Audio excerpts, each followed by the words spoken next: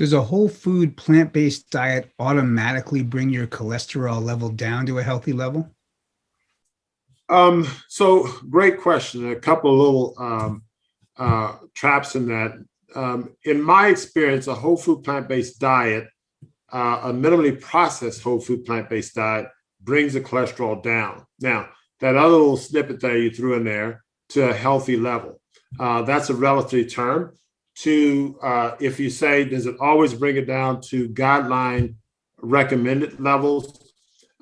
That's the case. The answer to that is no. I've not. And there's certain situations where individuals who have genetic predisposition for hyperlipidemia, I've had several of those patients where I bring the cholesterol down a lot, but it doesn't come down to, say, LDL less than 70. In those situations, I'm starting to use very high doses of vitamin C and other antioxidants as an adjunct to what I'm doing with the nutritional regimen. And so there are a lot of factors that go into that. You have the genetic predisposition, but also that person with that genetic predisposition has been living a standard American lifestyle for a very long time. And so there's some aspects of what's happened at the biochemical level that's difficult to reverse just with a plant-based diet. And we use detoxes, intermittent fasting, all of these things have healing effects. And you have to, so just say a whole food plant-based diet, again, a lot of cooked foods and the like, I don't think is going to be enough for many individuals. We have to put them on intermittent detoxes and various other regimen in addition to super nutrients, high dose vitamin C, and other things that improve glutathione function, improve coenzyme Q10 in the case of heart failure with patients, and the like. So we do a number of things in addition to a whole food plant-based diet for people with severe problems such as severe hyperlipidemia that's genetically predisposed, or heart failure, or other things of the like. Do you recommend statins? I do not routinely recommend statins. Now, I have prescribed them for patients who don't comply with the nutritional regimen. As a board certified cardiologist and working in the standard arena, there's a guideline directed approach to things that it's not exactly a law, but maybe it's one of those written, unwritten laws.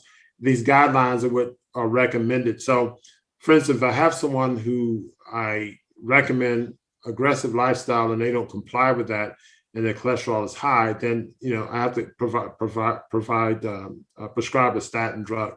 So the answer is yes, I do, in situations where patients do not want to or are not able to comply with the recommendations of healthy lifestyle. You work in the world's largest medical center. Have you told them about the results you get from lifestyle medicine, and what do they say? Why don't they adopt your program? Who is resisting the change? So I've given grand rounds to the CV surgeons on 2 occasions. I've given grand rounds to a group of OBGYN physicians on 1 occasion a number of years ago, and I've shared my data. They are, and many of these guys are my friends and colleagues. We work together. I refer patients to them and the like. And they're wonderful people. It's, so there are 2 things. Maybe the fault lies on both sides. Maybe I'm not pushy enough. And I think there's some reality to that. And I'm so busy in my little laboratory doing things. And I think I need to be more of an evangelical, if you will, and I think and I say that and chuckle, but I'm serious about that. So I'm going to have to lay some of the blame on my side, because I think the enthusiasm and fervor that I show with my patients is not necessarily the enthusiasm and fervor that I show with my colleagues. However, I plan to work on that and fix that. We've got some more research coming, and I plan to share a lot of that, especially some of the biochemical stuff that we're doing. So that's one reason. So the other reason is I think that my friends and colleagues are very hardworking and well-meaning, and everybody's out there doing the best that they can do. the environment, if you will, the medical environment, the training that we have, and the post-training work environment that we're in is all controlled by the outside system that is pushing, drugs and devices. When you go to our meetings, all of our societies and all of that, the standards that are created, I alluded to, guideline-directed therapies. Our guidelines are all controlled by, big pharma, big device, and big whomever. And so, they can go and pay for these large studies. And then once the study is over, they get a result, they rush over to New England Journal, and then, they'll pay them or, influence them to get it published. And then it becomes a New England Journal article. And that's in time for the next meeting. So then they get on the docket to present at the meeting. And so they've got these $1 million, booths, and they're presenting their data at the meetings because, they support these meetings.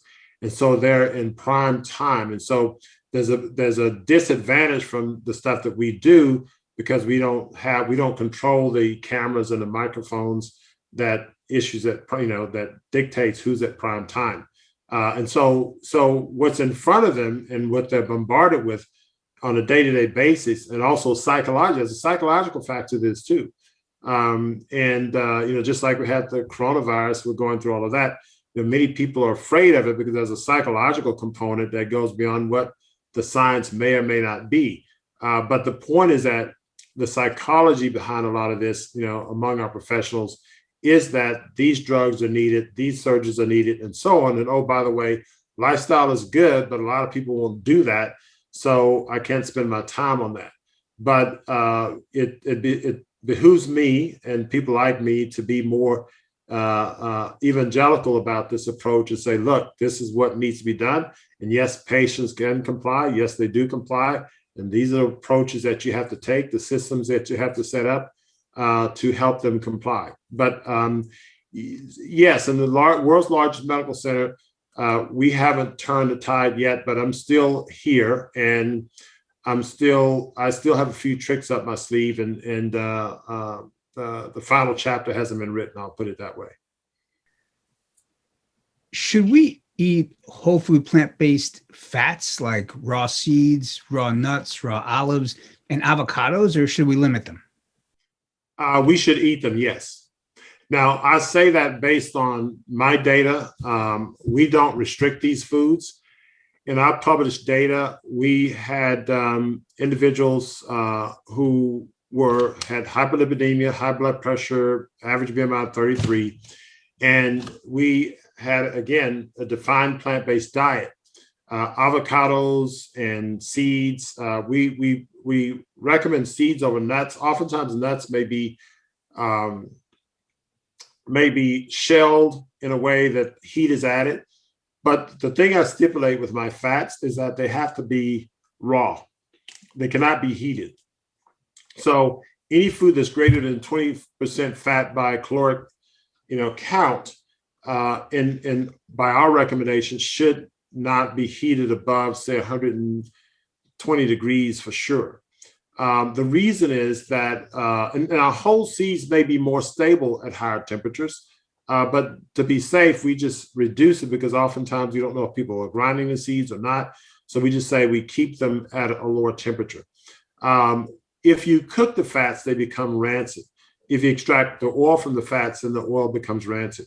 So the fats that are raw are beneficial and necessary. And in our regimen, we had, when we did the dietary look, it was about a 20%, just a little shy, fraction of a point shy of 20% fat. So I just said it's about a 20% fat diet.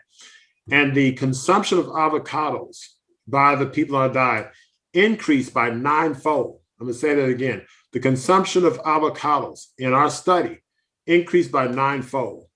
And despite that, you have reduction cholesterol, reduction lipoprotein, the first ever show that, reduction hemoglobin A1C. So, I think these, not what I think, it's not important. What the evidence shows that these foods, at least in this study, did not do harm to these patients.